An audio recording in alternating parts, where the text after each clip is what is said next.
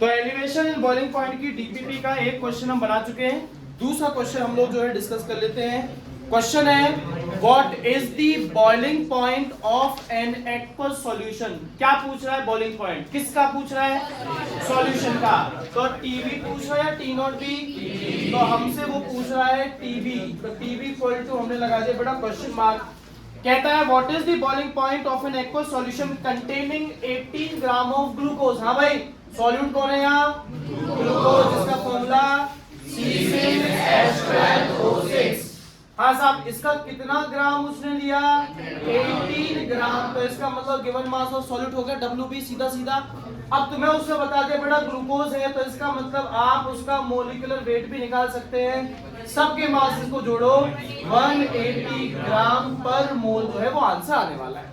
तो कहता है containing 80 gram of glucose in 100 gram of water. हाँ भाई, 100 ग्राम ऑफ वाटर है, गिवन मास ऑफ सॉल्वेंट, ये भी आपको पता लग गया।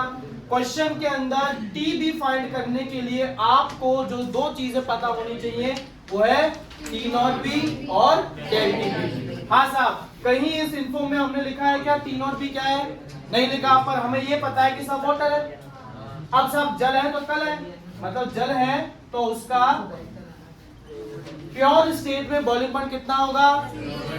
ये होगा बॉइलिंग पॉइंट 100 डिग्री सेल्सियस, जिसका मतलब है 373.15 केल्विन। तो आपको टी नॉट भी पता है। अब बचा क्या?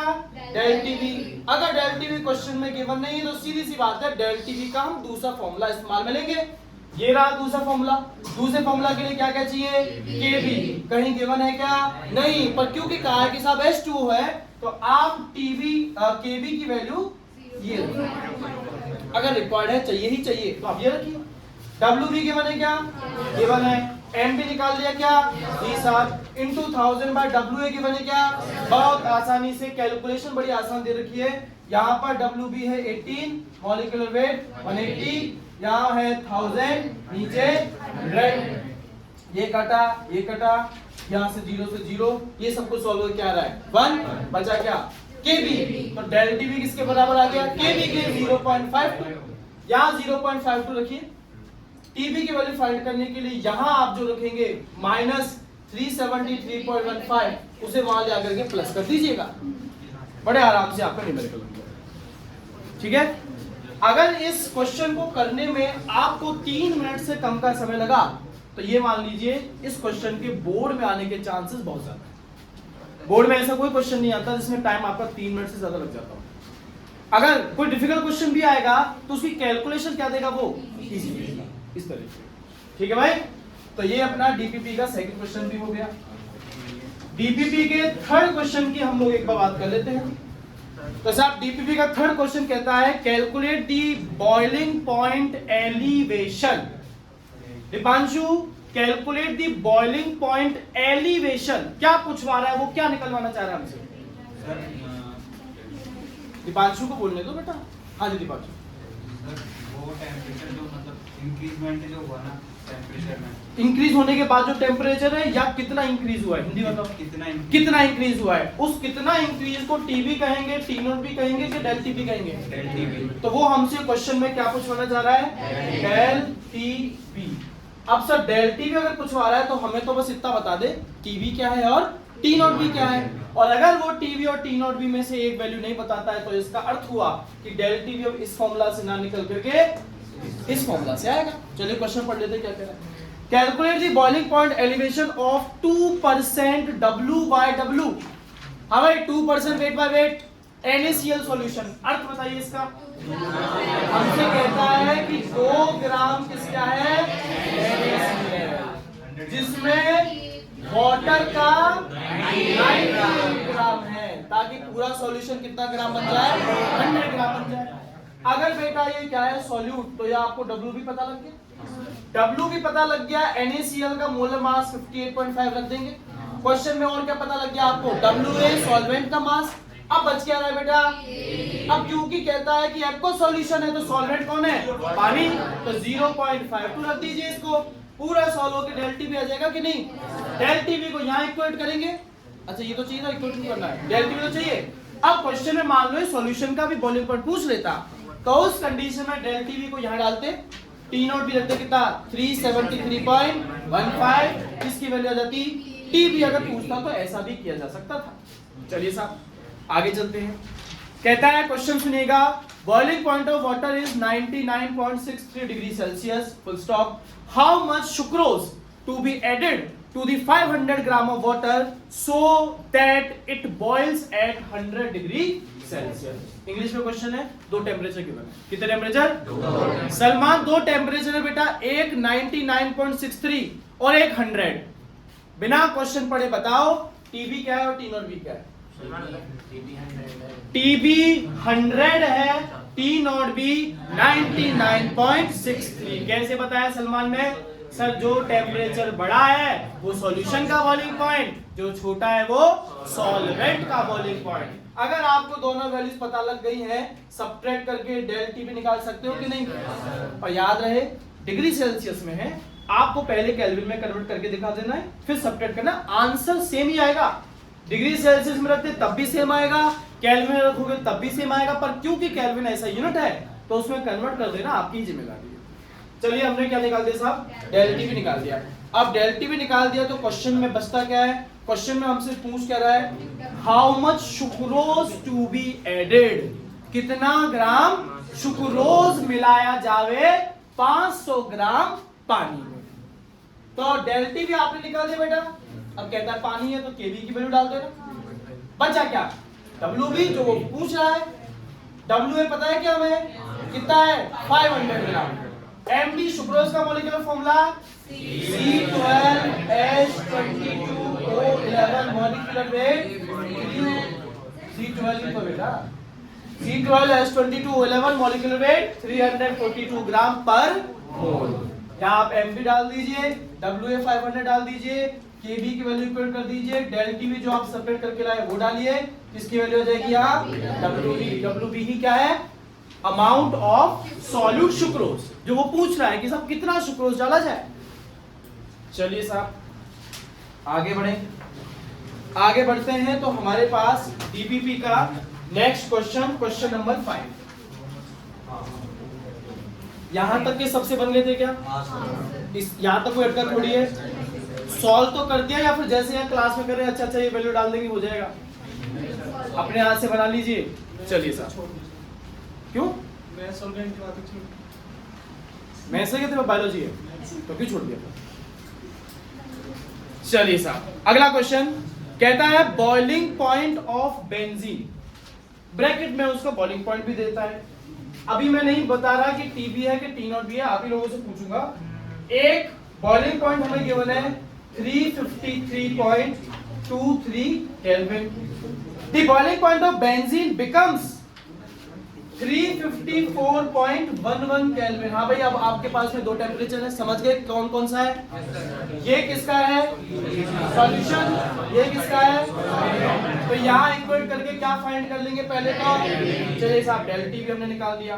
कहता है if 1.80 gram of non volatile solute is dissolved in 90 gram of benzene. हाँ भाई क्वेश्चन में क्या नहीं बताया कि सॉल्यूट क्या है, बताओ क्या पूछेगा?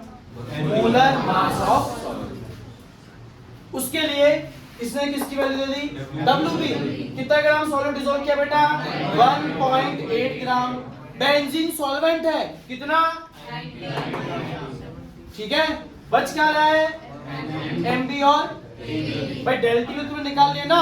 अब पानी तो है नहीं सॉल्वेंट, सॉल्वेंट कौन है?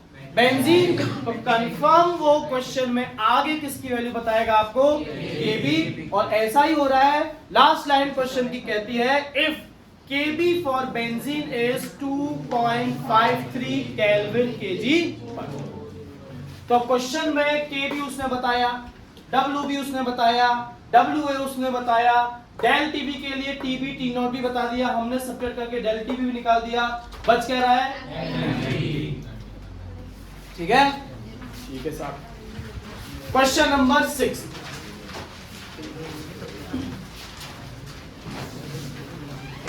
कहता है the boiling point of water rises by, हाँ भाई अगर इंक्रीज्ड टू और इंक्रीज्ड बाय ऐसी बातें हम पहले भी कर चुके हैं, बस वेपर प्रेशर के केस में हमने कहा था रिड्यूस्ड टू और रिड्यूस्ड बाय।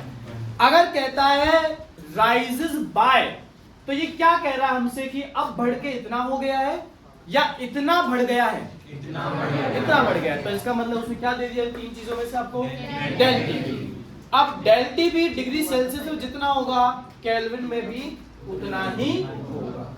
तो आपको डेल टीबी दे दिया गया है 0.49 डिग्री सेल्सियस। अच्छा, अब कहता है कि भाई वाटर है, तो आप चाहो तो इस डेल टीबी को केल्विन में कन्वर्ट करके दिखा सकते हो। कैसे? डेल टी पता लग गया आपको, कहता है पानी, तो इसका मतलब तो आपको और क्या पता है, टीबी भी पता है ना। तो आप ये टीबी फाइंड कर सकते हैं, आराम से कर सकते हैं फाइंड। फिर आपके पास में आ जाए डिग्री सेल्सियस में, तो उसे आप केल्विन में भी कन्वर्ट कर सकते हैं। चलिए, अच्छा, तो कहता है the boiling point of water rises by 0.49 degree Celsius on dissolving 5 gram of a substance in 100 gram of water. हाँ भाई, 5 ग्राम क्या है, सॉल्यूट का मास, तो W क्या है 5 ग्राम, 100 ग्राम क्या है सॉल्वेंट वाटर का मास, तो 100 ग्राम हो गया WA। क्वेश्चन में भाई W चाहिए, पता लग गया। क्वेश्चन में क्या चाहिए, WA पता लग गया। क्वेश्चन में क्या दे दिया, डेल टीबी कह रहा है पानी है, तो केबी क्या लगे 0.52। बताओ पूछने वाला क्या है, एमबी। उससे बताया भी तो नहीं सॉल्यूट क्या है, तो आपसे वो क्या पूछेगा भाई, एमबी ही पूछेगा। बात आ रही समझ में? डीपीपी का last question, 18 gram glucose dissolved in 1 kilogram of water. अब भैया 1 ग्राम में और 1 किलोग्राम में क्या करेंगे, कन्वर्ट कर दीजिए। तो आप क्या कीजिए, 1000 रख दीजिए ग्राम किसका, पानी का WA, और 18 ग्राम रख दीजिए क्या, W। तो ये 1000 है, 1000 ही तो वैसे सोल्व हो रहा है। बच क्या गया MB, और क्या बच गया KB। अब कहता है पानी है, पानी तो KB भी डाल दीजिए। अब भैया आगे क्वेश्चन में चले तो कहता है कि at what temperature will this water boil at 1.013 bar.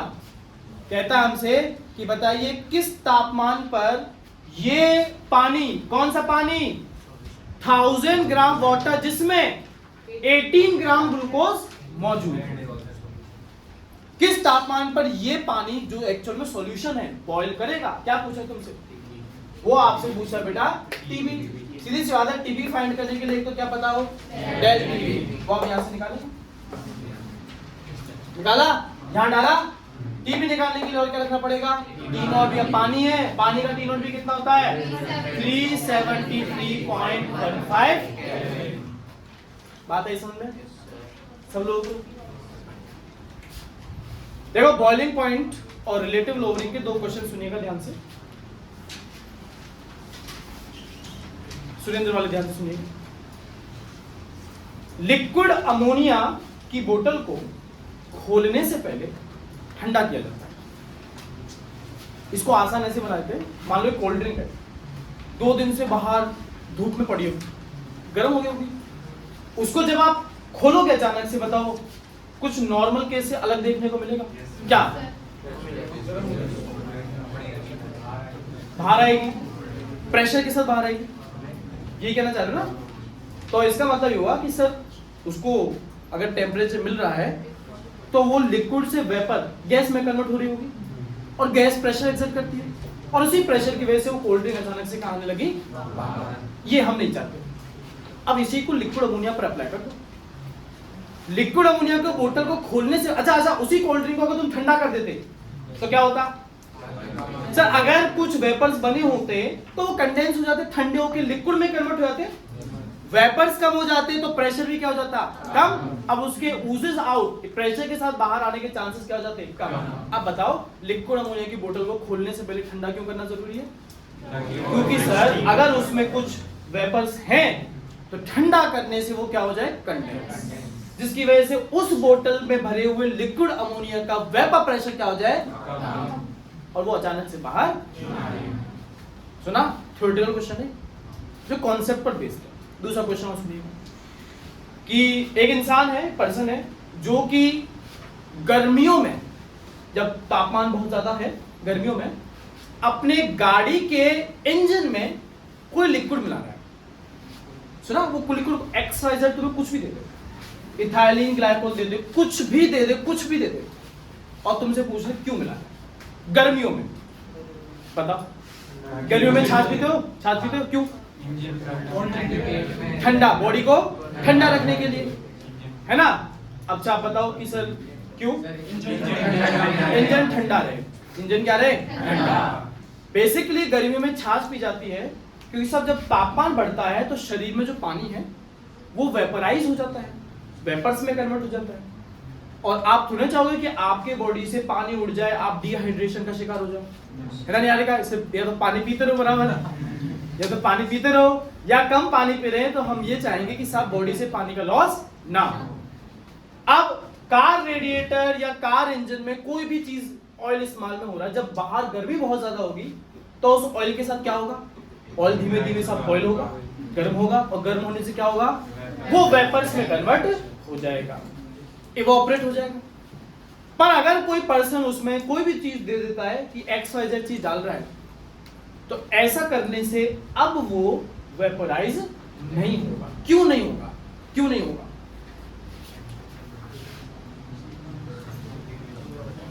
Elevation in boiling point. सब पहले जो भी कार रेडिएटर में जो भी ऑयल वगैरह था, मान लीजिए उसका बॉइलिंग पॉइंट कितना था बेटा? 45 डिग्री सेल्सियस। अब मान लीजिए जयपुर में टेम्परेचर कितना हो गया है? 46 डिग्री सेल्सियस। तो बताओ ये ऑयल बॉयल ऑफ होगा कि नहीं होगा? होगा। तो अपने आप ऑयल जो है उसकी कमी हो जाएगी गाड़ी में, इंजन सीज होने के चांसेस बढ़ गए। पर सोचिए वो इसमें कोई XYZ नॉन वोलेटाइल सोल्यूट डाल दे, क्या डाल दे? कॉलिगेटिव प्रॉपर्टी की बात कर रहा हूं, एलिवेशन इन। बता बॉइलिंग पॉइंट पर अब क्या असर पड़ेगा? उसके बढ़ जाएगा। सब बॉइलिंग पॉइंट बढ़ के हो गया है 55 डिग्री। किसका बॉइलिंग पॉइंट बढ़ा दिया तुमने? ऑयल का। जयपुर में तापमान कितना है? बताओ ये गर्म होगा कि नहीं होगा? साफ नहीं होगा। नहीं होगा तो कार रेडिएटर या इंजन ऑयल जो है वो कम होगा कि नहीं होगा? नहीं होगा। इंजन सीज होगा कि नहीं होगा? नहीं होगा। ये भी थ्योरेटिकल क्वेश्चन, कॉन्सेप्चुअल हो गया, सब कॉन्सेप्ट पर बेस्ड हो गया। आती बात समझ? अगर वो इसी क्वेश्चन को सिर्फ इतना कहता सब समर्स में नहीं, किस में डाल रहा है वो? विंटर्स में, तो उसके लिए हमारी तीसरी कॉलिगेटिव प्रॉपर्टी इंतजार कर रही है, जिसका नाम है डिप्रेशन इन फ्रीजिंग।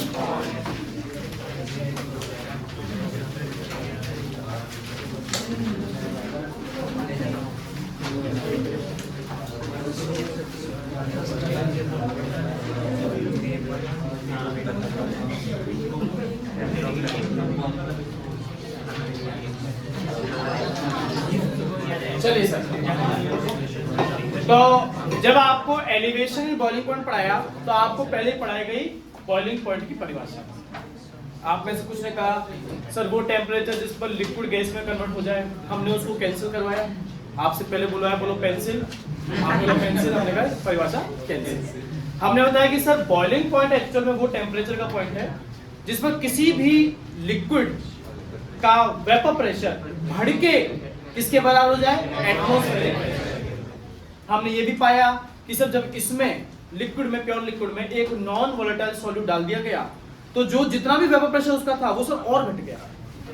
तो यहां से लेकर के यहां तक प्रेशर को लाने में pressure directly proportional to temperature है, तो आपको टेम्परेचर भी क्या देना पड़ा? इसलिए साहब आपने कहा बॉइलिंग पॉइंट उसका बढ़ गया। ऐसे सुनिए फ्रीजिंग पॉइंट। फ्रीजिंग पॉइंट वो टेम्परेचर है जिस टेम्परेचर पर सॉलिड्स का वेपर प्रेशर एटमॉस्फेरिक प्रेशर के क्या हो जाता है? बराबर। सॉलिड्स बहुत ज्यादा वेपर प्रेशर एग्जर्ट करते होंगे कि बहुत कम? तो मान लेते हैं ये एटमॉस्फेरिक प्रेशर है और यहां किसी सॉलिड का वेपर प्रेशर है। अब आपको इसे क्या करना है? फ्रीज। तो मुझे इतना बताओ, इसको बढ़ा के ऊपर लाओगे या इस एटमॉस्फेरिक प्रेशर को घटा के नीचे लाओगे? क्योंकि जब आप इसे बढ़ाओगे तो उल्टा आप उसको टेम्परेचर दे रहे हो, उसको जमाओगे थोड़ी, आप फ्रीज थोड़ी करोगे, उल्टा आप उसको बॉयल करोगे। तो समझे, आपने एटमॉस्फेयर के प्रेशर को यहां लाया, इतना जितना प्रेशर कम किया मतलब टेम्परेचर उतना कम किया। मान लीजिए जो फ्रीजिंग पॉइंट था सॉल्वेंट का, पानी को ले लेते हैं, पानी का फ्रीजिंग पॉइंट कितना है? 0 डिग्री माने 273.15 केल्विन। ठीक है, अब यहां था ये और यहां अपने इतना अंतर लाए, इतना। अब आपने इसमें डाल दिया एक नॉन वोलेटाइल सॉल्यूट। क्या डाल दिया? बताओ वेपर प्रेशर पर क्या असर पड़ेगा? सर ये बढ़ जाएगा वेपर प्रेशर कि और घटेगा? तो यहां था, अब यहां पहुंच गया। पहले साहब 0 डिग्री सेल्सियस तक लाना था, जम जाता, अब ये और नीचे पहुंच गया। अब मुझे बताओ, अब आप इस वेपर प्रेशर को, एटमॉस्फेयर के प्रेशर को और ज्यादा कम करोगे पिछले वाले के मुकाबले? और ज्यादा कम करोगे, रिड्यूस ज्यादा करोगे या कम रिड्यूस करोगे? ज्यादा। जितना ज्यादा तुम कम करोगे मतलब तुम्हें टेम्परेचर उतना ज्यादा देना है कि उतना ही कम रखना है? उतना ही कम रखना है।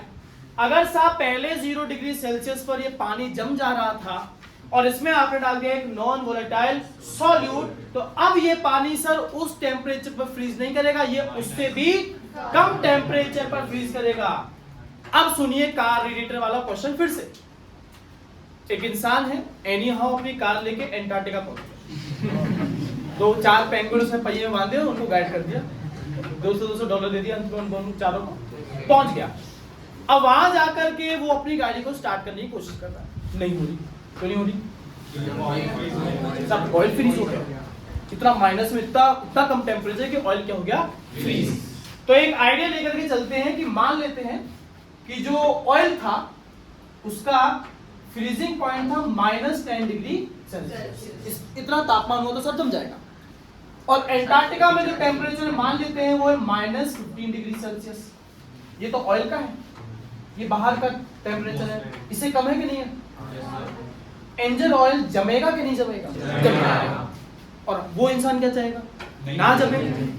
अगर वो इसी इंजन ऑयल में एक नॉन वोलेटाइल सॉल्यूट डाल दे, तो अभी जितना आपने सीखा उस हिसाब से बताओ, अब जो सॉल्यूशन बनेगा उसका फ्रीजिंग पॉइंट इस वैल्यू से ज्यादा का मतलब -5 या इससे कम -20? इससे कम -20 हो जाएगा। और बाप कितना तापमान है? अब बताओ जमेगा कि नहीं जमेगा? अब नहीं जमेगा, क्योंकि जब एक नॉन वोलेटाइल सॉल्यूट को एक वोलेटाइल सॉल्वेंट में डाल दिया जाता है तो जो सॉल्यूशन बना है उसका फ्रीजिंग पॉइंट प्योर सॉल्वेंट के फ्रीजिंग पॉइंट से कम है। सीधी सी बात है, सब बॉइलिंग पॉइंट और फ्रीजिंग पॉइंट एक दूसरे के अपोजिट है। अगर सॉल्यूशन का बॉइलिंग पॉइंट ज्यादा है तो जरूर सॉल्यूशन का फ्रीजिंग पॉइंट कम रहा होगा। तो अगर मैं तुमसे पूछ लूं किसी बच्चे से कि बेटा बताओ कितना घटा, रिड्यूस कितना हुआ, तो उसके लिए फॉर्मूला क्या लिखूं? अगर TF is the freezing point of solution, T0F is the freezing point of pure solvent. बताइए किसको किस में से घटाऊं? T0F minus TF। T0F जो कि TF के मुकाबले बेटा ज्यादा है। देख लो, -10 -20 बड़ा टेम्परेचर कौन सा है? -10 बड़ा है, -10 टेम्परेचर ज्यादा बड़ा है, इसके मुकाबले -20 के लिए। विशाखा समझ आ गया क्या? पक्का? -10 और -20, ये माइनस साइन जो है नंबर स्केल पर चल रहा है। अब नंबर स्केल पे -10 बड़ी वैल्यू है कि -20? -10 बड़ी है। माने तो क्लियर बेटा? कोई ऐसा किसको नहीं समझ आ रहा हो? समझ में आ रहा है? चलिए साहब, तो अगर डिप्रेशन इन फ्रीजिंग पॉइंट दूसरे फॉर्म में लिखा जाए तो इसे लिखा जाता है क्रायोस्कोपी। क्या कहते हैं बेटा? क्रायोस्कोपी। क्रायोस्कोपी बेसिकली एक टेक्निक है जिसमें बॉडी से ट्यूमर को फ्रीज करके अलग कर दिया जाता है। फ्रीज करके आप ट्यूमर जहां भी था वहां पर कट लगाया, ट्यूमर जो है वो ओपन में आया बाहर, और फिर उस पर आपने लिक्विड नाइट्रोजन का इस्तेमाल किया। अब आपको पता होगा लिक्विड नाइट्रोजन का फ्रीजिंग पॉइंट बहुत कम है, एटमॉस्फेयर में आते ही जम जाती है, जिस पे गिरेगी उसको भी जमा देगी। और अगर उसका फ्रीजिंग पॉइंट बहुत कम है और अगर आप उसको निगल लो लिक्विड नाइट्रोजन को तो वो तुरंत वेपराइज हो जाती है। तो अगर 2 बूंदे आपने लिक्विड नाइट्रोजन की पी ली तो पेट जो है आपका फट जाएगा। हाँ, इसलिए तुम्हारे स्कूल के लैब में हम लोग नहीं रखते हैं, है ना, क्योंकि उसमें तुम्हारा स्कूल जाएगा। तो लिक्विड नाइट्रोजन डालते ही वो ट्यूमर जो था वो फ्रीज हो गया। फ्रीज होने का मतलब उसमें जितने भी लिविंग सेल्स थे सब के सब मर गए, फ्रीज हो गए। अब उसको काट के बड़े आराम से क्या किया जा सकता है, अलग, ट्यूमर से इन्फेक्शन फैलने का खतरा हो गया कम। तो क्रायोस्कोपी बेसिकली ये काम करेगा। तो क्रायोस्कोपी हम लोग इसको नाम दे रहे हैं। अब सीधी सी बात है, जैसा आपने पिछली बार देखा कि सर ये जो डेल्टी है, चेंज इन टेम्परेचर, अगर वास्तव में हम आपको पढ़ा रहे हैं कॉलिगेटिव प्रॉपर्टी, तो जरूर ये किसकी डायरेक्टली प्रोपोर्शनल होगी, ठीक है। बस अब यहाँ पे क्या लगा देते हैं, डेल्टी एफ, सेम प्रोपोर्शनली कांस्टेंट लगाते हुए काईबी का फॉर्मूला इक्वेट कर देते हैं। काईबी का फॉर्मूला आएगा WB by MB upon WB by MB plus WA by MB। अब चूंकि ये एक कॉलिगेटिव प्रॉपर्टी है तो जरूर सॉल्यूशन कैसा रहा होगा, हाईली डाइल्यूटेड। अब साहब हाईली डाइल्यूटेड का मतलब number of moles of solute बहुत कम है। जब एक बहुत छोटी वैल्यू नीचे ऐड हो रही है तो उसको ना ही करो तो बराबर है। तो हमने इसे क्या कर दिया बेटा, नेग्लेक्ट कर दिया। तो हमने पाया delta T F directly proportional to WB by MB into MA by W। ये क्या होता है, यह है मोलालिटी। तो del T F directly proportional to small m into MA।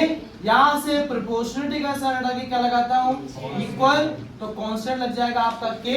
बेटा MA किसी भी सॉल्वेंट का मोलर मास वेरिएबल होता है कि कांस्टेंट, और ये K भी क्या है, कांस्टेंट। अगर मैं इन दोनों कांस्टेंट्स को मल्टीप्लाई कर दूं तो अंत में del T F equal to आएगा KF into small m। Small m को भी अगर आप एक्सपेंड कर दीजिए तो WB बाय MB, और अगर आपका WA ग्राम में है तो 1000 बाय WA, जो किस में होना चाहिए, ग्राम में। इसके F के दो नाम है, पहला मोलल डिप्रेशन कांस्टेंट, क्या है, मोलल डिप्रेशन कांस्टेंट, या दूसरा क्रायोस्कोपी के आधार पर क्रायोस्कोपिक कांस्टेंट।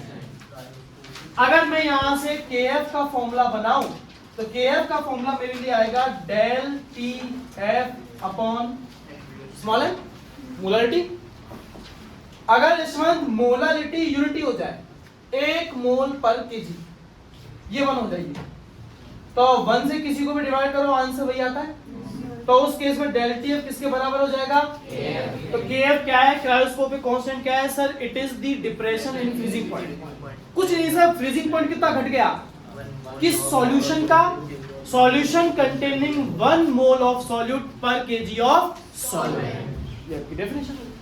अच्छा, अगर यहां से KF की आप यूनिट निकालने चाहें तो ऊपर टेम्परेचर जिसकी यूनिट क्या है, केल्विन, नीचे मोलरिटी जिसकी यूनिट है मोल पर केजी, दोनों को ऊपर ले जाइए, केल्विन केजी मोल। ये जो हमने पिछली बार केबी पढ़ा है इसके ही जैसी ही आ रही है ना। फिर हमने KB का फॉर्मूला वहां पे एक लिखा था, वो फॉर्मूला था MA इंटू R इंटू जो भी आपका T नॉट B था उसका स्क्वायर, यहाँ बस क्या हो जाएगा T नॉट F का स्क्वायर, अपॉन में वहां क्या था 1000 इंटू वहां था latent heat of vaporisation. 1 kilogram liquid को पूरी तरह से वेपर में कन्वर्ट करने के लिए जितना भी एनर्जी हीट चाहिए यहां रखा जाएगा। आपको वेपराइज नहीं करना, क्या करना है, उसको फ्रीज, फ्रीज के लिए शब्द लगेगा फ्यूजन, तो वहां लग जाएगा लेटेंट हीट ऑफ फ्यूजन। अगर वाटर के लिए एसटीपी पर इन सभी वैल्यूज को इक्वेट कर दिया जाए तो आंसर सुनिए 1.86 केल्विन केजी पर। अब सब पानी है तो उसके लिए आपको एक वैल्यू याद रखनी है, फिर कहता हूं एसटीपी पर। एक आप डीपीपी में क्वेश्चन बिल्कुल ऐसा पाओगे, या तो इस वाली में आगे जाकर के, जहां आपको केएफ को पहले निकालना पड़ेगा। केएफ पिक्चर क्लियर है? फिर कह दूं बेटा ये केएफ किसी ना किसी सॉल्वेंट का ही होगा। किसका होगा? सॉल्वेंट का। सॉल्यूट से कोई लेना देना नहीं है। पानी सॉल्वेंट है उसके लिए ये वैल्यू है, कोई और सॉल्वेंट होगा तो उसके लिए वो वैल्यू आपको देगा। दूसरी बात, अगर क्वेश्चन में उसने दे दिया कि पानी है सॉल्वेंट एक्वा सॉल्यूशन है तो T नॉट F भी नहीं देगा आपको, क्योंकि T नॉट F आपको पता होना चाहिए ना कितना होता है पानी का freezing point 273.15 kelvin. Keshav question है फ्रीजिंग पॉइंट का, दो टेम्परेचर दे रखे, दो फ्रीजिंग पॉइंट है, एक बड़ा और एक छोटा। बड़ा मतलब मान लो एक फ्रीजिंग पॉइंट दे दिया गया आपको वो है 271 केल्विन, दूसरा फ्रीजिंग पॉइंट दे दिया गया है 273 केल्विन, एक 271 है और एक 273 है। बताइए इनमें से T नॉट F क्या है और TF क्या है? T नॉट है 273, T नॉट F है 273 और TF है 271। सॉल्यूशन बाद में बनता है, पहले क्या होता है सॉल्वेंट। अगर हेडिंग का नाम है डिप्रेशन, इसका अर्थ क्या है साहब, जरूर घटी होगी, फाइनल वैल्यू इनिशियल से क्या रही होगी, छोटी ही रही होगी। बात समझ वाली सब लोगों को? वो कार रेडिएटर वाला विंटर्स में डाल रहा है, कार रेडिएटर वाला समर्स में डाल रहा है, क्वेश्चन समझ में आया? जब वो समर कहता है तो आप ये चाहेंगे कि सॉल्यूशन का बॉइलिंग पॉइंट बढ़ जावे कि घट जावे, एलिवेशन इन बॉइलिंग पॉइंट। और जब वो विंटर्स में डाल रहा है तो आप क्या चाहेंगे, उसका फ्रीजिंग पॉइंट कम हो जाए, डिप्रेशन इन। बात समझ में आ रही है? फॉर्मूला यही लिखे हुए हैं, डीपीपी को अभी हम लोग डिस्कस कर रहे हैं। 1000 into latent rate of fusion।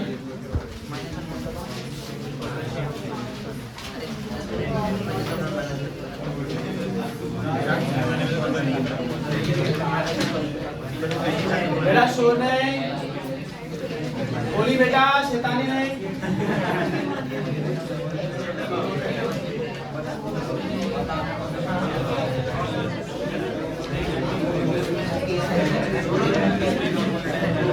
अरे बस ठीक है भाई, ठीक है।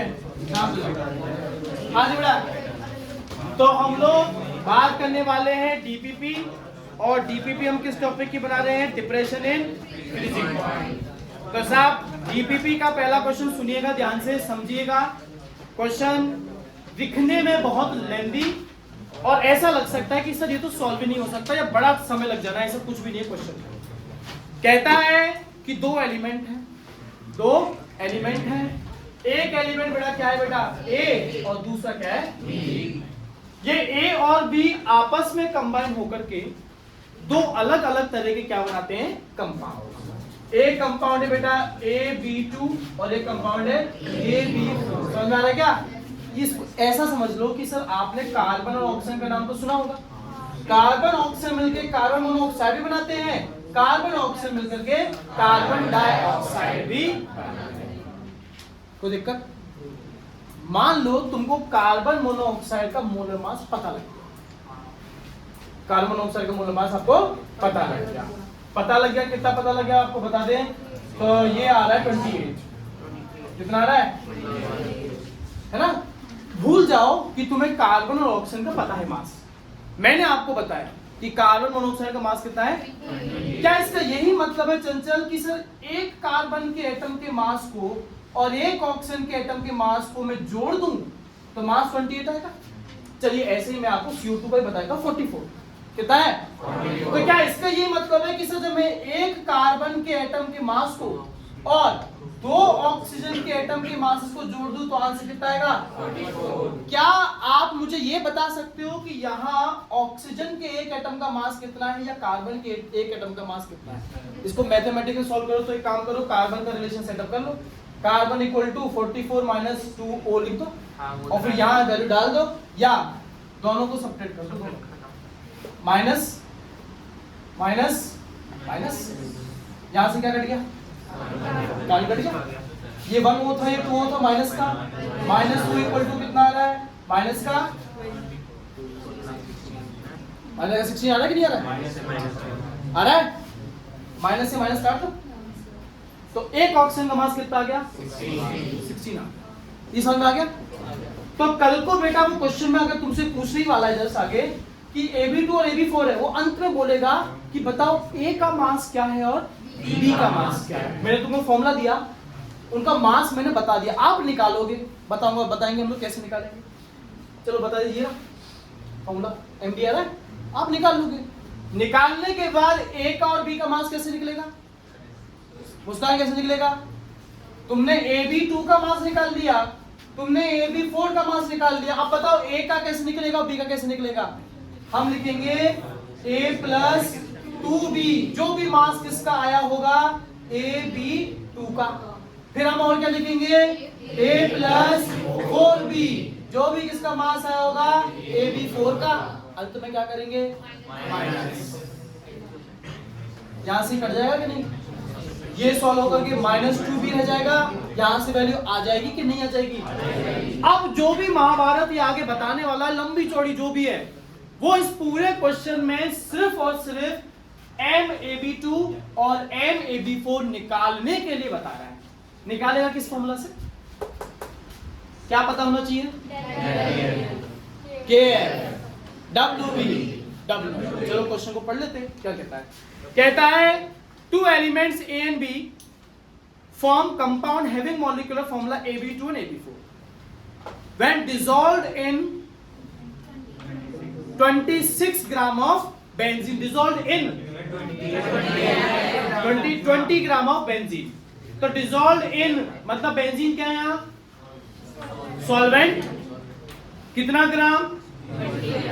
क्या WA पता लग गया? चलिए साहब, dissolved in 20 gram of benzene. जब 1 ग्राम AB2 को डाला, अगर आप AB2 का केस बना रहे हो तो WB की वैल्यू क्या डालेंगे? 1 ग्राम। WA क्या डालेंगे? 20 ग्राम, है ना? तो आपसे कहता है AB2 lowers the freezing point by का अर्थ क्या दे रहा है तुमको? डिप्रेशन। पूरा का पूरा तुमको क्या उठा के दे दिया उसने? डेल TF कितना है बेटा? 2.3 केल्विन। तो ये 2.3 डेल TF डाल दिया, WB उसे खुद दे दिया, WA उसे खुद दे दिया। क्वेश्चन बचा क्या? KF। देखो लास्ट में KF दे रहा है कि जो KF है बेंजीन का कितना है? 5.1 केल्विन kg। तो क्या AB2 का M भी नहीं आ सकता? क्या आ सकता है? ऐसे क्वेश्चन में आगे बढ़ो तो कहता है कि अगर तुमने 1 ग्राम AB4 का मिलाया होता 20 ग्राम बेंजीन में, तो AB4 के केस में WB कितना है? 1 ग्राम। WA कितना है? वही 20 ग्राम। पर कहता है कि अब जो तुम्हें देखने को मिलता वो कितना होता? 1.3। पिछली बार कितना था? 2.3, अब कितना है? 1.3। तो क्या अब यहां से AB4 का M भी नहीं आ जाएगा क्या? अब ये रही आखिरी क्वेश्चन। ये कार्बन मोनोऑक्साइड इसके समझ में आ गया था, तो AB2 और AB4 का भी इसी तरह से आपने बनाया। बन जाएगा कि नहीं? कोई ऐसा जिसके नहीं पल्ले पड़ रहा हो, या किसी ऐसे या किसी को सब डर लग रहा हो, घबराहट हो रही कि सर ये तो क्वेश्चन मेरे समझ में नहीं आ रहे, कुछ नहीं है। फिर कहता हूं बेटा आप सिर्फ फॉर्मूला याद कर लो, बाकी आपको क्वेश्चन समझ में आ जाएगा। नहीं आता है पूछ लो, बात कर लो, समझ में गारंटेड आ जाएगा। फॉर्मूला तक याद नहीं करोगे तो फिर तो कुछ नहीं है, फिर तो मंगलवार से शनिवार का व्रत करो। नहीं सोमवार को तो खाओ ना, स्वीट खाओ जिससे तुम बाकी 5 दिन जिंदा रहो। चलिए साहब, क्वेश्चन क्लियर है डीपीपी का? चलिए आगे बढ़ते हैं। तो कहता है menthol is a crystalline substance with peppermint taste. तो सभी ने कभी ना कभी पेपरमिंट चबाई होगी, थूकी भी होगी, तो उसका टेस्ट आपको पता होगा। क्वेश्चन का ऐसे कोई लेना देना है नहीं, बस कह रहा है कि मेंथॉल एक ऐसा पदार्थ है जिसका पेपरमिंट जैसा टेस्ट होता है। कहता है ए 6.2% solution of menthol in cyclohexane. Menthol को किस में मिलाया? साइक्लोहेक्सेन में। सॉल्यूशन कितना बना? 6.2%। इसका मतलब WB मेंथॉल का 6.2 ग्राम। अब मिला किस में रहा है? साइक्लोहेक्सेन में। साइक्लोहेक्सेन का कितना? 94.8 ग्राम है। 93.8 ग्राम। मेंथॉल का क्वेश्चन में कहीं भी केमिकल फॉर्मूला नहीं मिलेगा, क्यों नहीं मिलेगा? क्योंकि ये तुमसे क्या निकल जाएगा? चलिए आगे बढ़ते हैं। तो आपने 6.2% सॉल्यूशन मेंथोल इन साइक्लोहेक्सेन फ्रीजेस एट, बाय नहीं है, फ्रीजेस एट एक पर्टिकुलर टेम्परेचर है। ये मुझे बताओ सॉल्यूशन का फ्रीजिंग पॉइंट है कि सॉल्वेंट का है? वो खुद ही कह रहा है पहले कि इतना ग्राम परसेंट साइक्लोहेक्सेन में मिलाने के बाद ये जम रहा है, तो सीधी सी आता है किसका? ये सॉल्यूशन का। तो आपको इसने वैल्यू दे दी पीएफ की कितनी? -1.95 डिग्री सेल्सियस। सबसे पहला काम इसे किस में कन्वर्ट करो? केल्विन में कन्वर्ट करने के लिए -1.95 प्लस 273.15, ठीक है? पीएफ का आ गया। ठीक है साहब, आगे बढ़ते हैं। Determine the formula mass, molecular mass, formula mass एक ही चीज है। Formula mass of menthol, the freezing point and molar depression constant of cyclohexane। Cyclohexane का फ्रीजिंग पॉइंट दे रहा है, मतलब क्या दे रहा है आपको? T0F 6.5 डिग्री सेल्सियस, मतलब 6.5 प्लस 273.15 केल्विन। सब T0F भी आ गया। और कहता है साइक्लोहेक्सेन का KF है 20.2 केल्विन केजी पर मोल। क्वेश्चन में एक चीज दे दी उसमें। क्वेश्चन में क्या उसने T0F दिया, डिग्री सेल्सियस में सही पर दिया तो सही, TF दिया, सब्ट्रैक्ट करके क्या आएगा? KF दे दिया, WB दे दिया, WA दे दिया, बचा क्या? इस तरह से एग्जाम में नहीं करना। फिर कहता हूं एग्जाम में प्रॉपर लैंग्वेज बनेगी। गिवन सर क्या क्या दे रखा है वो लिखा जाएगा। टू फाइंड क्या निकालना है, फॉर्मूला टू बी यूज्ड कौन सा फॉर्मूला लगाने वाले हो, और जो इन्फॉर्मेशन आपको गिवन है क्या उसकी यूनिट्स वो ही है जो रिक्वायर्ड है, या अगर साहब रिक्वायर्ड से अलग है तो जिसमें भी आपको चाहिए उसमें आपको उसे कन्वर्ट करना है। सबके मार्क्स हैं। फॉर्मूला में वैल्यूज को इक्वेट करने के भी मार्क्स हैं। जितनी वैल्यू सिंपलीफाई हो सकती है, ऊपर 1000 नीचे 100, उसको आप काट के नहीं दिखाओगे, सिंपलीफाई नहीं करके दिखाओगे, उसके मार्क्स काटे जाएंगे, उसके मार्क्स हैं। और फिर आपको जो भी आंसर मिलेगा उसको लास्ट में एक लाइन के फॉर्म में लिखने के भी मार्क्स। इस तरह से पूरा, ठीक है? बात समझ में आई? बन जाएगा सवाल? बन जाएगा, बढ़िया। आगे चलते हैं।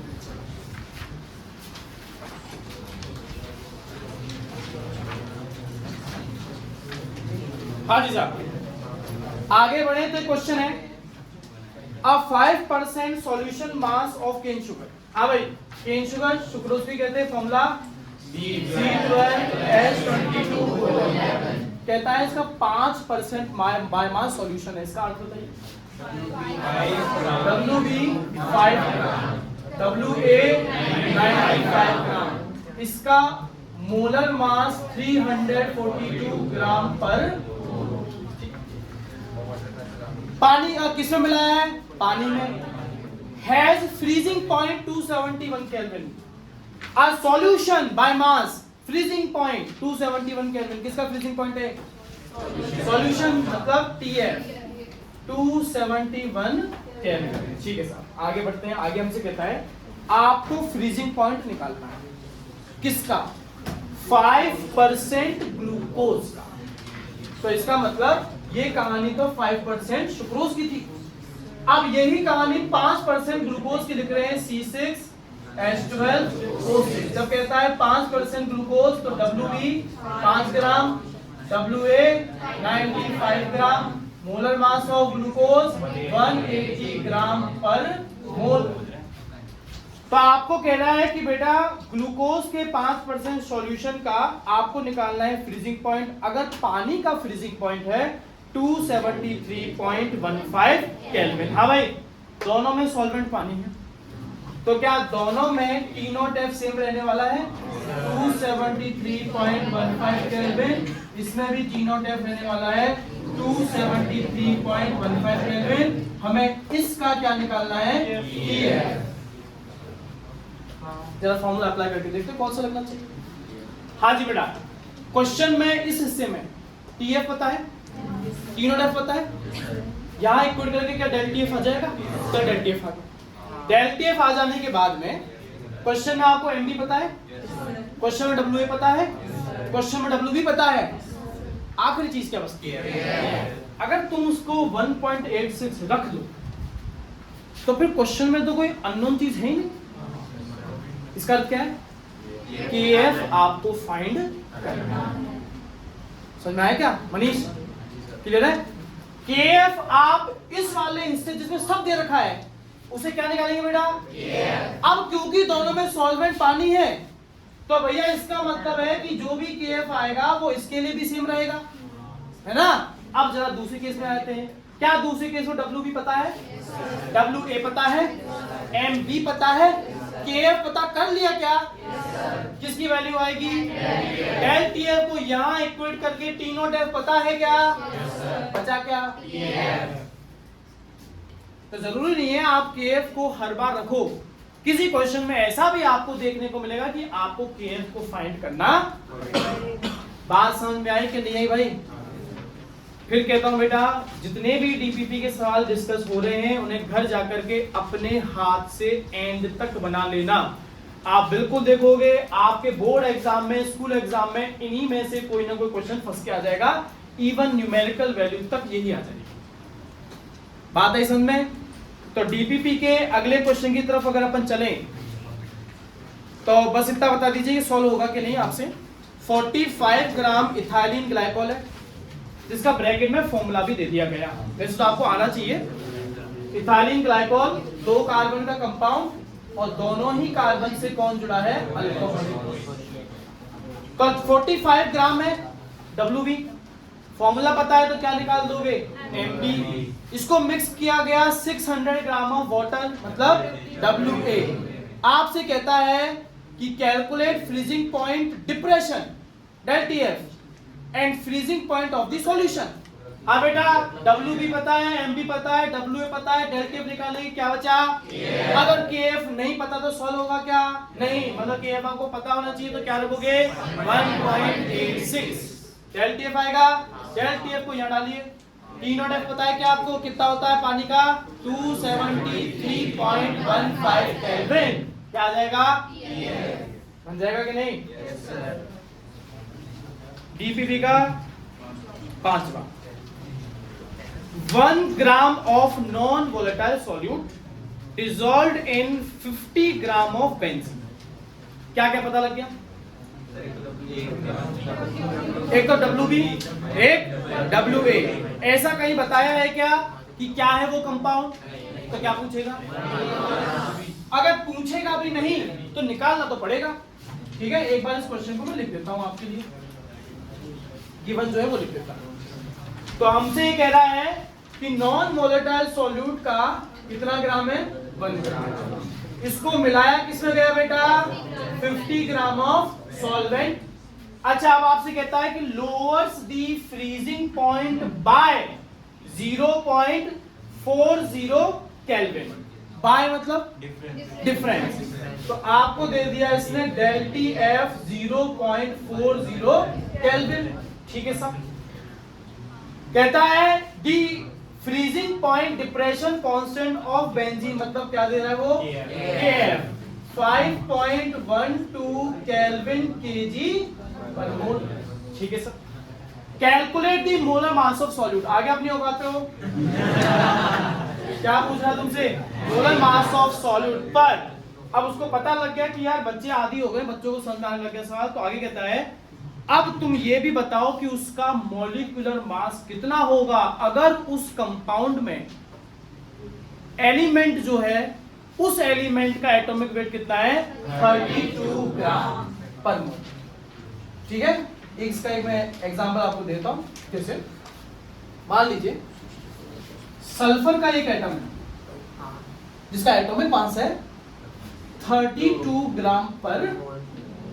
ठीक है, अब आपने सल्फर के एटम्स को मिलाकर के कंपाउंड बनाया। उस कंपाउंड का मोलर मास आया 256 ग्राम पर मोल। सुना सबने? हमने सल्फर लिया, सल्फर के एक एटम का मास हमको पता लगा कितना है साहब? 32 ग्राम पर मोल। उस सल्फर के एटम 10, 20, 50 जितने भी एटम रहे होंगे सबको मिलाकर के एक कंपाउंड बनाया। उस कंपाउंड का मास कितना आया? 256 ग्राम पर मोल। मुझे इतना बताओ, उस कंपाउंड के फॉर्मूला में सल्फर के कितने एटम, कैसे निकालेंगे? 256 डिवाइडेड बाय 32, आंसर आना है 8। आंसर क्या है? 8। तो उस कंपाउंड का फॉर्मूला क्या बन गया बेटा? S8। क्या बन गया? S8। यही आंसर है इस क्वेश्चन का, यही आंसर है। इसका मतलब मोलर मास अंत में कितना आने वाला है उस कंपाउंड का? 256 ग्राम पर मोल। तो उसके लिए आपको कुछ नहीं करना था, बस मैंने यहां आपको इतना कह दिया कि 32 ग्राम पर मोल किस एटम का मास है? सल्फर। आप क्वेश्चन में सल्फर मत लिखो, उस एलिमेंट को कुछ भी मान लो, एक्स वाई जेड, बस बता देना अगर एलिमेंट एक्स का एक एटम का मास कैरी करता है कितना? 32 ग्राम पर मोल, और उस एक्स के बने हुए कंपाउंड का अकॉर्डिंग टू द क्वेश्चन मास कितना आया? 256 ग्राम पर मोल। तो साहब उस कंपाउंड में ऐसे कितने एटम्स हैं, इसके लिए आपको इस 256 को डिवाइड करना पड़ेगा 32 से, और जो भी आपने एक्स वाई जेड माना उस कंपाउंड का फॉर्मूला क्या आएगा? एक्स। क्लियर है? ठीक है साहब। अगला क्वेश्चन इसी प्रजाति का है, देखिए पढ़िए। सॉल्यूशन जिसमें 25.6 ग्राम सल्फर है, उसको डिसॉल्व किया गया है 1000 ग्राम ऑफ नेफ्थलीन में, ताकि मेल्टिंग पॉइंट हो जाए कितना? 80.1 डिग्री सेल्सियस। इस क्वेश्चन में आपको मेल्टिंग पॉइंट को ही क्या मानना पड़ेगा? फ्रीजिंग, तभी बनेगा। गेव दी फ्रीजिंग पॉइंट लोवरिंग, अच्छा आपको लोवरिंग तो खुद ही दे रहा है, कितना है? 0.68 degree Celsius. Calculate the formula of sulphur. Sulphur atom का फॉर्मूला पूछ रहा है तुमसे? नहीं पूछ रहा। सल्फर एटम का सिंबल होता है एस, फॉर्मूला नहीं होता है। फॉर्मूला किसका होता है? मॉलिक्यूल का। आपसे क्या पूछ रहा है? मॉलिक्यूल का फॉर्मूला पूछ रहा है। अगर उसने केएफ दे दिया नेफ्थलीन के 6.8 केल्विन केजी पर मोल। हाँ भाई, क्वेश्चन में क्या दे दिया उसने? केएफ। क्वेश्चन में क्या दे दिया उसने? डब्ल्यूबी। क्वेश्चन में क्या दिया? डब्ल्यूए। क्वेश्चन में क्या दिया? डेल केएफ दे दिया ना, तो ले दे के बचा क्या? एमबी। इसका भी कितना आएगा पता है? 256। सल्फर दे दिया अब उसने, सल्फर का मास तुम्हें पता होना चाहिए कितना है? 32 ग्राम पर मोल। तो बताओ फॉर्मूला क्या आएगा? S8। इसका भी आंसर S8 ही है। बात समझ में आई सब लोगों को? बढ़िया। आखिरी क्वेश्चन टोटली आपका बेस्ड है, फॉर्मूला बेस्ड है। सॉल्यूशन यूरिया का है, फ्रीज हो रहा है -0.654 डिग्री सेल्सियस पर। सॉल्यूशन मतलब क्या दे दिया उसे? TF या T नॉट F? ये उसने दे दिया बेटा TF। कहता है बताइए what will be boiling point of this solution if KF for water is इतना एंड KB ऑफ वाटर। ठीक है सर, ठीक है। रुकिए भी करते हैं। इसने क्या किया? इसने दो टॉपिक्स को मिला दिया, एक तो एलिवेशन इन बॉइलिंग पॉइंट को और डिप्रेशन इन फ्रीजिंग पॉइंट को। देखिए क्वेश्चन के अकॉर्डिंग यूरिया का सॉल्यूशन है। यूरिया क्या होता है? NH2C double bond O NH2, जिसका मॉलिक्यूलर वेट आता है 60। कितना आता है? 60। कहता है ये जो सॉल्यूशन है यूरिया का, ये बॉयल होता है। बॉयल होने का मतलब से क्या दिया? TB। बॉयल TB की वैल्यू दे दी गई है कितनी? अच्छा व्हाट विल बी, हाँ ठीक है।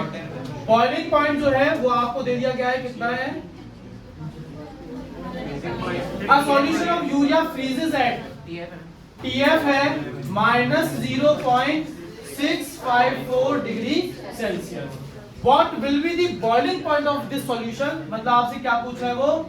TB पूछ रहा है। अगर पानी के लिए KF की वैल्यू क्या है?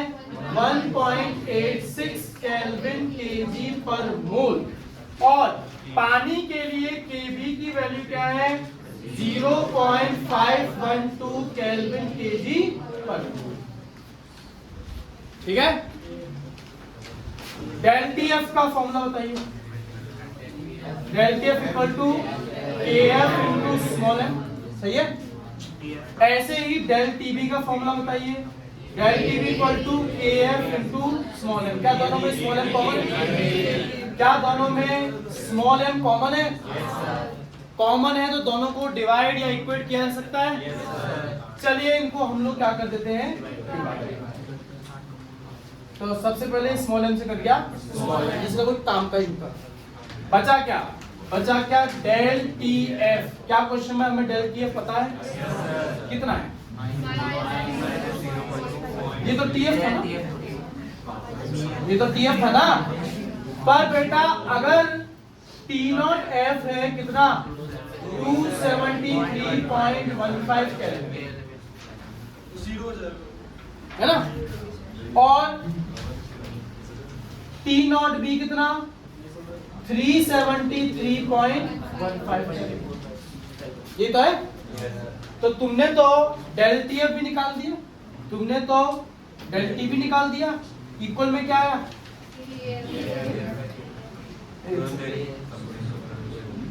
KF पता है, KB पता है, दोनों डाल दिए।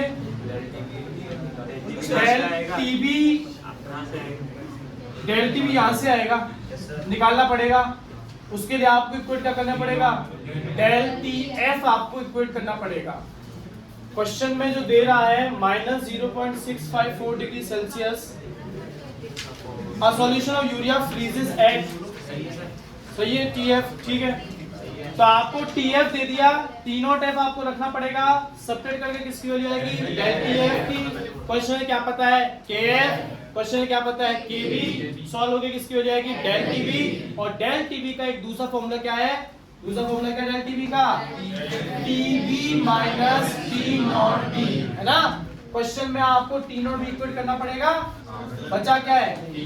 यहाँ से आपका TB। तो अगर वो इन दो क्वेश्चंस को मिक्स कर दे, हाइब्रिड बना दे, तो आपको कुछ नहीं करना, दोनों के फॉर्मूला में क्योंकि स्मॉल m कॉमन है तो आप या तो इक्वेट कर दीजिए या डिवाइड कर दीजिए, स्मॉल m हो जाएगा कैंसिल आउट। जो फॉर्मूला आएगा उसकी मदद से आप आगे क्वेश्चन को बढ़ाएंगे। ठीक है, कोई समस्या कैसी भी?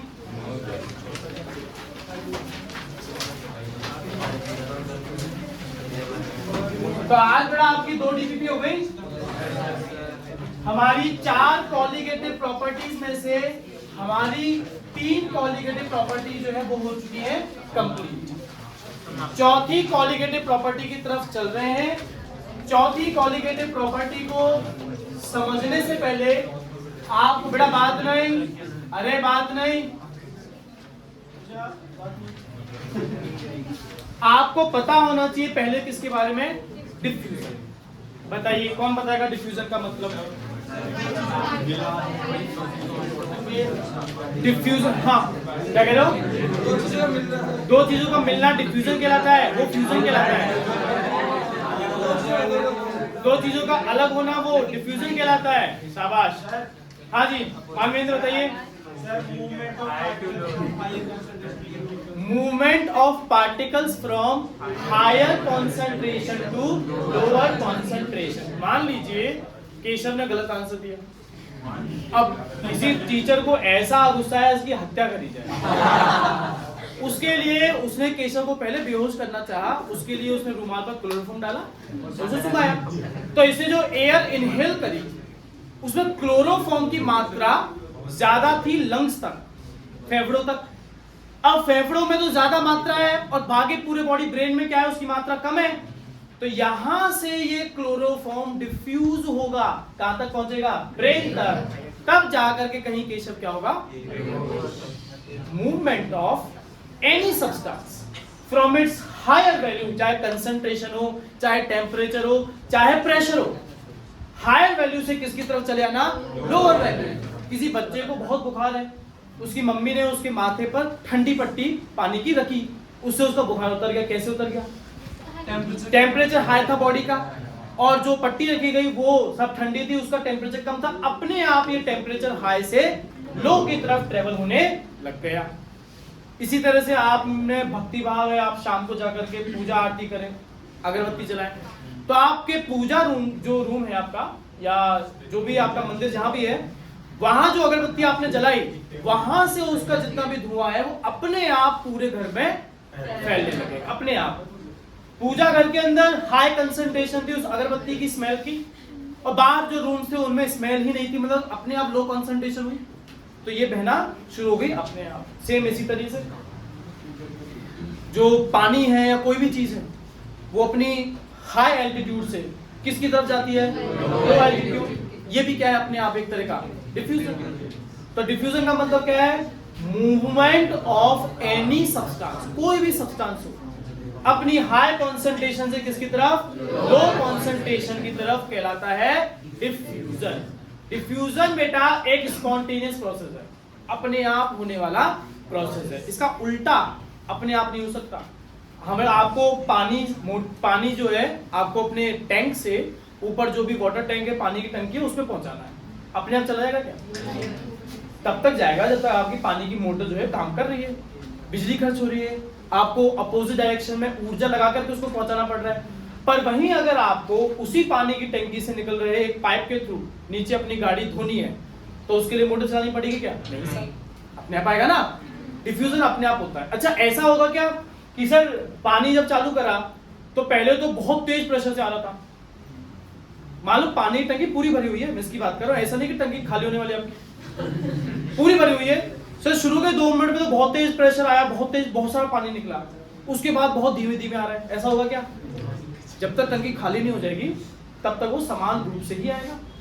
Diffusion takes place with uniform rate, मतलब एक ही स्पीड से कंटिन्यूअसली क्या होता रहता है, डिफ्यूजन। अगर डिफ्यूजन है तो ठीक है। डिफ्यूजन में कोई भी पार्टिकल ट्रेवल कर सकता है, कहां से कहां की तरफ, अपनी हाई कंसंट्रेशन से लो कंसंट्रेशन की तरफ। हमारी जो कॉलिगेटिव प्रॉपर्टी है चौथी, वो जिस चीज के चारों तरफ घूम रही है वो डिफ्यूजन है, वो है बेटा ऑस्मोसिस। क्या है? ऑस्मोसिस। चलिए बोर्ड पर एक डायग्राम बनाते हैं। एक कंटेनर हमने ले लिया, इस कंटेनर में हमने क्या किया, बीच में एक दीवार बनाई, इस दीवार को हमने कह दिया SPM। क्या कह दिया? SPM की 2 फुल फॉर्म हो सकती हैं, सेमी परमिएबल मेम्ब्रेन या सेलेक्टिवली परमिएबल मेम्ब्रेन। सेमी का मतलब आधा। ऐसी मेम्ब्रेन, ऐसी लेयर जो कुछ आधी चीजों को तो एक जगह से दूसरी जगह अपने थ्रू जाना अलाउ करे, परमिट करे, और कुछ को ना करे। ऐसे ही सेलेक्टिवली गिनी चुनी चीजों को ही अलाउ करे और बाकियों को ना करे, चाहे सेमी परमिएबल मेम्ब्रेन या सेलेक्टिवली परमिएबल मेम्ब्रेन, जिसका बढ़िया एग्जांपल है पर्चमेंट मेम्ब्रेन, नाइट्रोसेलुलोज की बनी हुई मेम्ब्रेन, या आपकी खुद की त्वचा ह्यूमन स्किन।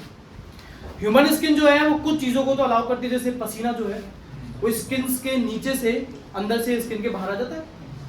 पर वहीं अगर आप जाके किसी पूल में जंप करें, पानी से भरे हुए पूल में जंप करें, तो ऐसा थोड़ी है कि उससे बाहर आओगे तो आपके अंदर पानी भर जाएगा बहुत सारा। स्किन जो है वो अलाउ नहीं करेगा बाहर से पानी को अंदर जाने में।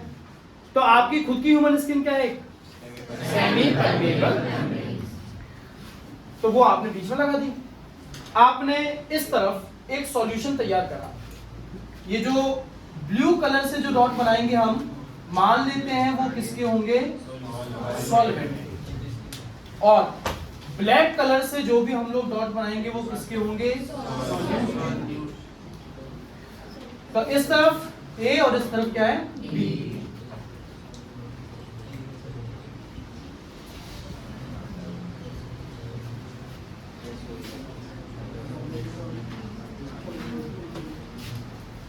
पहला केस जिसमें मैंने सॉल्यूट के नंबर को अलग अलग बनाया, सॉल्वेंट का नंबर मैं दोनों में सेम बनाता हूँ, 1 2 3 4 5 6 7।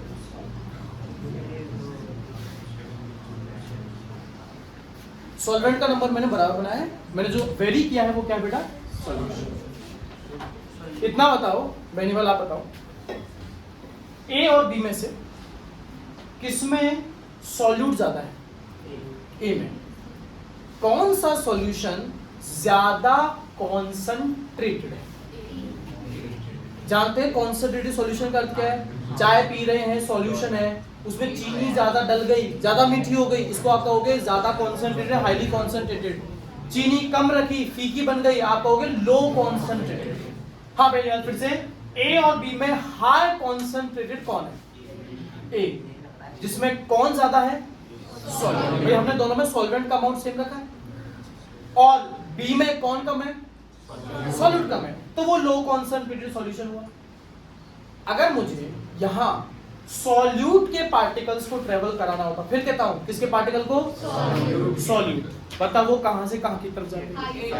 अब हाई कॉन्सेंट्रेटेड सॉल्यूशन से लो कॉन्सेंट्रेटेड सॉल्यूशन की तरफ जाते, ए सॉल्यूशन से बी की तरफ। अब अगर मैं सॉल्यूट का अमाउंट दोनों में फिक्स कर दूं, 1 2 3 4 5 6 7 8 9 10 11, 1 2 3 4 5 6 7 8 9 10 11, सॉल्यूट मैंने बराबर किया, पर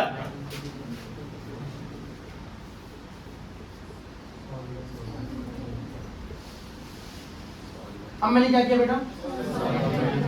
सॉल्वेंट एक में ज्यादा किया। एक बार फिर से रिएक्टिविटी खुशी के साथ परफॉर्म करते हैं। खुशी बेटा, ए और बी में से आपने बताना है सॉल्यूशन कौन सा हाई कॉन्सेंट्रेटेड है और कौन सा लो कॉन्सेंट्रेटेड है।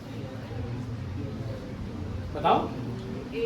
ए लो कॉन्सेंट्रेटेड है कि हाई कॉन्सेंट्रेटेड है? लो। समझिए ध्यान से, हमने 10-10 ग्राम चीनी ली है, 10 ग्राम चीनी को 10 ग्राम पानी में मिलाया, पहला केस। दूसरा केस 10 ग्राम चीनी को 100 ग्राम पानी में मिलाया। कौन सा वाला आपको ज्यादा मिठास देगा? 10 ग्राम को किसमें मिलाया हो? 10 ग्राम। जब सॉल्वेंट की मात्रा कम हो तो वो सॉल्यूशन हाई कॉन्सेंट्रेटेड है, और जब सॉल्वेंट का अमाउंट ज्यादा हो जाए तो वही सॉल्यूशन लो कॉन्सेंट्रेटेड कहलाता है। अब फिर से बताइए, ए और बी में कौन सा सॉल्यूशन हायर कॉन्सेंट्रेटेड है? ए जो है हायर कॉन्सेंट्रेटेड है, बी जो है वो लोअर कॉन्सेंट्रेटेड है। फिर सवाल को सुनिएगा, अगर यहां से सॉल्यूट को एक तरफ से दूसरी तरफ ले जाना हो, बताओ कहां से कहां की तरफ जाएगा? सॉल्यूट। अब सर सॉल्यूट हम दोनों में हमने क्या रखा है? बराबर है, ऐसे। पर अगर अब मैं क्वेश्चनिंग सॉल्वेंट के लिए करता हूं, किसके लिए करता हूं? बताओ सॉल्वेंट कहां से कहां की तरफ? ये सबको समझ में आ रहा है? बी से ए की तरफ सॉल्यूशन के रिगार्डिंग बताना, लो कॉन्सेंट्रेटेड सॉल्यूशन से हाई कॉन्सेंट्रेटेड सॉल्यूशन की तरफ, या हाई कॉन्सेंट्रेटेड सॉल्यूशन से लो कॉन्सेंट्रेटेड सॉल्यूशन की तरफ, लो कॉन्सेंट्रेटेड सॉल्यूशन से हाई कॉन्सेंट्रेटेड सॉल्यूशन की तरफ मूवमेंट किसका हो रहा है? सॉल्वेंट का। अब इसी को सॉल्वेंट के रिगार्डिंग बताइएगा। सर सॉल्वेंट अपनी हायर कॉन्सेंट्रेशन से लो की तरफ जा रहा है या अपनी लोअर कॉन्सेंट्रेशन से हाई की तरफ? अपनी हायर कॉन्सेंट्रेशन से अपनी लोअर कॉन्सेंट्रेशन की तरफ जा रहा है। तो दो परिभाषाएं हैं ऑस्मोसिस की। मूवमेंट ऑफ सॉल्वेंट, किसका? सिर्फ सॉल्यूट का हो जाए सब डिफ्यूजन है, पर जब सॉल्वेंट का हो तो क्या कहलाता है? ऑस्मोसिस। अब आगे सुनिएगा, movement of solvent particle through semi permeable membrane, fix है, वरना ऑस्मोसिस नहीं कहलाएगा। Through semi permeable membrane. अब आगे की दो लाइनें दो अलग अलग रूप से लिखी जा सकती है। पहला, movement of solvent particle through semi permeable membrane from low concentrated solution to high concentrated solution, या फिर movement of solvent particles through semi permeable membrane from their किसके लिए यूज में हो रहा है? सॉल्वेंट के लिए। From their higher concentration to their lower concentration. दो परिभाषाएं थ्रू सेमी परमिएबल मेम्ब्रेन। बात समझ आई? आपने किशमिश ली, उस किशमिश को आपने पूरी रात पानी में भिगो दिया डालकर। बताइए सुबह आप क्या ऑब्जर्वेशन पाए? अच्छा, अंगूर बन जाएगी। आप ये देखेंगे सर वो किशमिश जो थी, रेजिन जो थी, वो सब फूल जाएगी, स्वेल अप कर जाएगी। आपने किशमिश को पानी में डाला तो इतना बता दीजिए, पानी या सॉल्वेंट है कि सॉल्यूट है? किशमिश के अंदर भी कुछ अमाउंट ऑफ वाटर रहा होगा, थोड़ा बहुत, ना के बराबर कुछ तो रहा होगा। और आपने जिस मर्तबान, जिस कटोरी, जिसमें भी आपने उसको भिगोया, उसमें भी बाहर पानी रहा होगा। बताइए पानी की कंसंट्रेशन किशमिश के अंदर ज्यादा है या किशमिश के बाहर? तो पानी जो सॉल्वेंट है वो कहां से कहां की तरफ जाएगा? खुद की हाई टू लो से, बाहर से अंदर की तरफ। इसीलिए अब किशमिश की जो आउटर कवरिंग है वो क्या है? एक सेमी परमेबल मेम्ब्रेन है। इसीलिए किशमिश क्या हो जाएगी? इसी तरह से अगर आप एक रॉ मैंगो, कच्चा आम, उसे काट के सॉल्टी सॉल्यूशन में रखते, आपने नमक लिया बहुत सारा, पानी मिला दिया, नमक बहुत सारा लिया आपने, पानी में मिला दिया, और फिर उसमें आपने क्या डाल दी? जो रॉ मैंगो है वो डाल दिया। बताइए रॉ मैंगो के साइज पर या मास पर या उसकी शेप पर कोई चेंज आएगा कुछ दिनों में? क्या होगा? फूल जाएगा या श्रिंक करके पिचक जाएगा। जब आपने सॉल्यूशन ऐसा तैयार करा जिसमें सॉल्ट बहुत ज्यादा है, तो ये सॉल्यूशन लो कॉन्सेंट्रेटेड सॉल्यूशन बन गया है कि हाई कॉन्सेंट्रेटेड? हाई सॉल्यूशन की बात कर रहा हूं। मतलब साहब इसमें सॉल्वेंट का अमाउंट कम हो गया है किसके मुकाबले? सॉल्यूट के मुकाबले। तो इसका अर्थ हुआ कि जो रॉ मैंगो है जरूर उसके अंदर सॉल्यूशन रहा होगा लो कॉन्सेंट्रेटेड, उसमें नमक रहा होगा कम और पानी रहा होगा ज्यादा। मूवमेंट कौन करने वाला है? सॉल्वेंट, पानी अपनी हाई से अपनी लो की तरफ। रॉ मैंगो के अंदर पानी का अमाउंट क्या है? ज्यादा, हाई कॉन्सेंट्रेशन है, और बाहर क्या है? इसी पानी का अमाउंट कम। तो क्या होगा? ये रॉ मैंगो के अंदर से पानी निकल के बाहर एनवायरनमेंट में आ जाएगा, और जो कच्चा आम है वो क्या होने लगेगा? इसीलिए घरों में जब पिकल, अचार वगैरह बनता है तो बड़े बड़ी जो है पीसेस काटे जाते हैं, पर वो श्रिंक होके छोटे से रह जाता है। उसका बेसिक लॉजिक ये है। अब यही कहानी ह्यूमन आरबीसी के साथ की। किसके साथ है? तो हमने क्या लिया बेटा? हमने एक सॉल्यूशन तैयार करा। क्या तैयार करा? सुनिएगा सॉल्यूशन कितना है। सॉल्यूशन हमने बेटा तैयार करा है 0.9% weight by volume of NaC।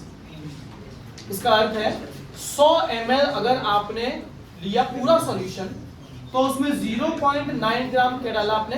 NaC। ये आपने बना, और इसके अंदर आपने रख दिया ह्यूमन आरबीसी को। किसको रख दिया? Human RBC. इस कंडीशन में जो वाटर है वो अंदर और बाहर सेम कंसंट्रेशन कैरी करता है। इसका अर्थ ना तो बाहर से पानी आरबीसी के अंदर आएगा, ना आरबीसी से पानी निकल करके बाहर जाएगा। आरबीसी पर कोई असर नहीं पड़ेगा। अब सोचिए, मैंने इस कंसंट्रेशन को, सॉल्ट की कंसंट्रेशन को बढ़ा दिया, सॉल्ट ज्यादा कर दिया बाहर, खून में हमने क्या ज्यादा कर दिया? सॉल्ट। अब उसके लिए भले आपने सी फूड खाया हो या आप कई दिनों तक अपनी डाइट में नमक जो है वो ज्यादा खा रहे हैं, सॉल्ट ज्यादा कर दिया, माने कंसंट्रेशन सॉल्ट की आरबीसी के बाहर बढ़ गई कि घट गई? सॉल्ट की बढ़ गई और सॉल्वेंट की बाहर कम हो गई और अंदर ज्यादा, पानी अंदर ज्यादा हो गया। अब क्या होगा? श्रिंक। आरबीसी से पानी निकल कर क्या जाएगा? बाहर, और आरबीसी क्या होने लगेंगे साहब? श्रिंक होने लगेंगे। एक कंडीशन है एडिमा। ये होती है जो ज्यादातर सॉल्टी फूड खाते हैं या फिर कोस्टल एरियाज के आसपास रहते हैं, सी फूड जो खाते हैं, तो उनके खून में नमक ज्यादा होने लगता है। टिश्यू के बाहर जो खून है उसमें नमक ज्यादा है, टिश्यू में नमक कम है, तो टिश्यू के अंदर जो पानी है वो निकल के कहां जाता है? टिश्यू के बाहर इकट्ठा होना चालू कर देता है। इसी कंडीशन का नाम क्या है? एडिमा। पर मान लीजिए आपने नमक खाना छोड़ दिया, ब्लड में सॉल्ट की कंसंट्रेशन क्या होने लगी है? कम, इससे भी कम हो गई। सॉल्ट सॉल्यूट कम होने लगा और सॉल्वेंट उसके मुकाबले ज्यादा होने लगा। तो आरबीसी और उसके बाहर का जो एनवायरनमेंट है, किसमें पानी की मात्रा, अमाउंट, कंसंट्रेशन ज्यादा हो गई? बाहर। और आरबीसी के अंदर क्या हुआ कम। बताइए क्या होगा, आरबीसी धीमे धीमे करके स्वेल होना चालू करेगा और बर्स्ट होकर के मर जाएगा। तो नमक का डाइट में कम होना भी नुकसानदायक है और डाइट में ज्यादा होना भी नुकसानदायक है। अगली क्लास में ऑस्मोटिक प्रेशर जो एक्चुअल में हमारी कोलिगेटिव प्रॉपर्टी है उसकी बात करेंगे।